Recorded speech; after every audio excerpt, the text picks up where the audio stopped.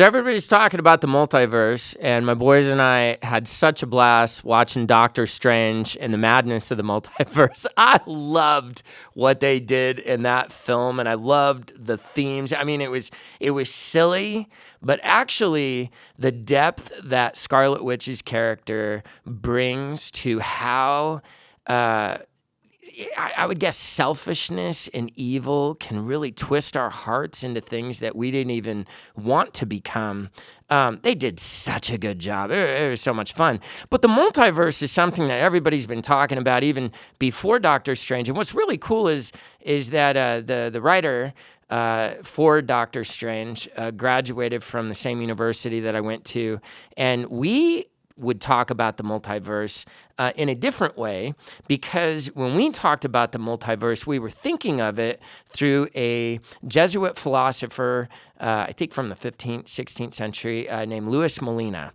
And what we were trying to figure out is how God's infinite mind could know all possible outcomes, which is kind of what you get to see when you watch Doctor Strange searching all the possible outcomes in Avenger Infinity Wars. So it's really fun, and I actually think it's probably one of the most philosophically sophisticated ways to understand how God's infinite mind would actually process possible outcomes, even though he knows certain outcomes, and then also gives us free will, free agency. So it's incredible.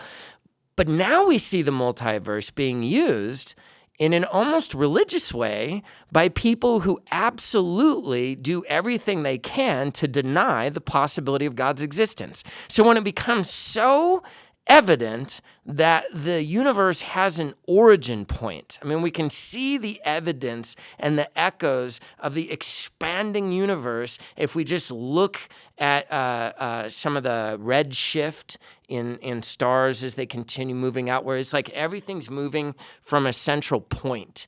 And so the Big Bang Theory is the best on the table. And whether we put it 16, 17 billion years ago, the problem is that you still have to have a cause. It does what does a Big Bang just randomly happen?